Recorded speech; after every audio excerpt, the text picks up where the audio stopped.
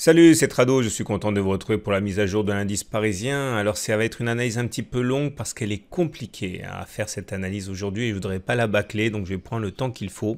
On va commencer par comprendre ce qui se passe en données mensuelles puisque le nouveau mois est à peine entamé, mais déjà effectivement on a des enseignements à tirer. La nouvelle attaque baissière à laquelle on assiste ne parvient pas à casser les 5070 qui sont notre support de référence, pas plus qu'à aller chercher la M20. La tendance est toujours haussière en données mensuelles. Ça n'a pas changé, hein. Le nuage est toujours croissant, la M20 est toujours croissante et on peut s'étonner, on peut même regretter que la M20 ne soit pas touchée, hein, puisque généralement c'est ce qu'il se fait avant de repartir sur des bonnes bases. Là, ce n'est pas le cas et pour l'instant, ça reste haussière. Tout de suite, regardez, j'aimerais vous montrer deux marchés qui ont beaucoup plus d'importance que le CAC 40 et qui permettent de comprendre en fait ce qu'il se passe. Quand vous regardez le DAX, ok, le DAX en données mensuelles, le retour à la M20 a déjà eu lieu. Donc ça veut dire que le DAX a les coudées franches pour repartir de l'avant, le support tient et la M20 a été touchée. Quand on regarde l'Eurostoxx, qui est donc l'indice pan-européen, on constate que sur l'unité mensuelle, là aussi la M20 a été touchée.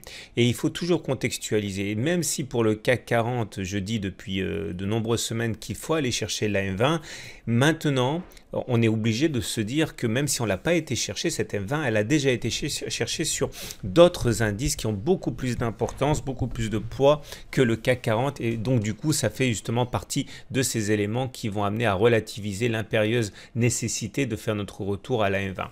Donc, globalement, ça renforce l'idée que la tendance est toujours haussière en données mensuelles. En données hebdomadaires, comme on peut le voir, la tendance elle est toujours haussière globalement avec un nuage qui croît. Maintenant, cette tendance est travaillée, hein, puisque là on est dans le nuage, on a du mal à en sortir, et puis le super train a été cassé. Et donc du coup, effectivement, dans une situation où on est sous la M20, on est surtout en tendance neutre au niveau de l'hebdomadaire pour le CAC 40 avec tout un ensemble d'éléments qui militent, hein, pour une longue latéralisation à venir. On n'est pas prêt à mon avis de retrouver une tendance haussière forte, pas plus que baissière forte. On risque effectivement d'évoluer dans un trading range assez important. Sur les données journalières, voilà ce qui s'est passé aujourd'hui. Alors les données journalières ont été marquées aujourd'hui par des nouvelles sur le front politique assez contradictoires. Pour l'Allemagne, c'est plutôt un soulagement avec l'accord de coalition qui a été entériné.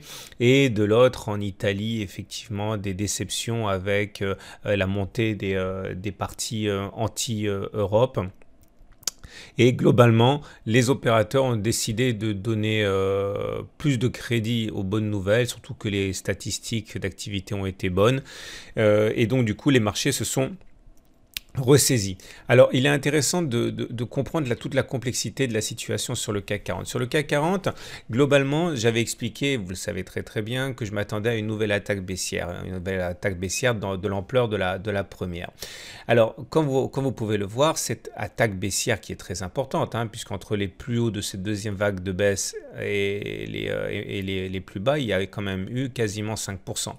Et on peut se demander si cette fameuse seconde attaque est achevée ou pas. Alors, si on avait été sur les mêmes niveaux que la première attaque vers 5050, pour moi, ça aurait été un fait établi, hein. Nous avons eu notre deuxième attaque. Le problème, c'est que on n'est pas allé aussi bas que sur la première attaque, et du coup, ça laisse un goût d'inachevé, d'autant qu'il y avait un gap de continuation là, et normalement, le gap de continuation dit retour sur les 5090, puisque c'est la distance parcourue avant le gap, reportée par-delà le gap. C'est un petit peu ce qui s'est passé ici, vous voyez, distance parcourue avant le gap, reportée par-delà le gap, ça nous donnait un objectif qui avait été rallié ici, vous voyez, aux alentours de 5120. Donc on peut se demander effectivement si la consolidation est terminée.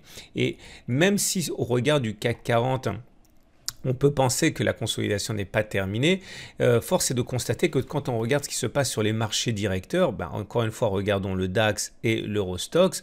Le DAX est venu faire un plus bas par rapport à l'attaque du début février, vous voyez, et non seulement on est venu faire un plus bas, sur des niveaux qui ne sont pas fortuits, hein. C'était les plus bas du 29 août 2017, mais en plus on a une belle bougie, ce qu'on appelle un avalement haussier qui milite pour un rebond technique d'ampleur. Bon, il faudra quand même se débarrasser de ce gap ici, mais avec la belle clôture américaine, on risque de passer au-dessus dès l'ouverture. Et sur l'Eurostoxx, c'est pareil. Sur l'Eurostoxx, on a une séance en données journalières, comme vous pouvez le voir, qui nous a permis de tester des niveaux équivalents, hein, à ce qui s'est passé en début février. Et là aussi avec une bougie qui est plutôt encourageante, une bougie verte.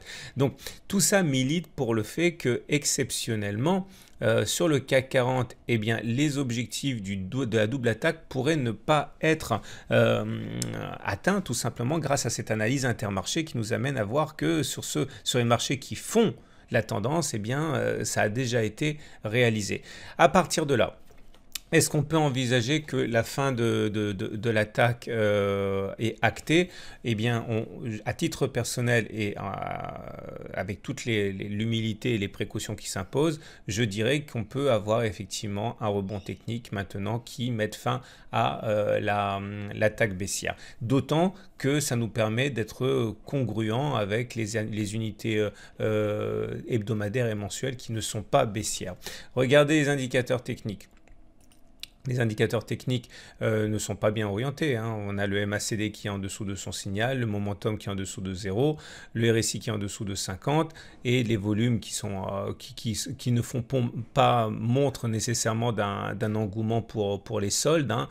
Donc c'est assez médiocre. Mais encore une fois, et pour terminer, hein, le CAC 40 est peut-être l'exception qui confirme la règle.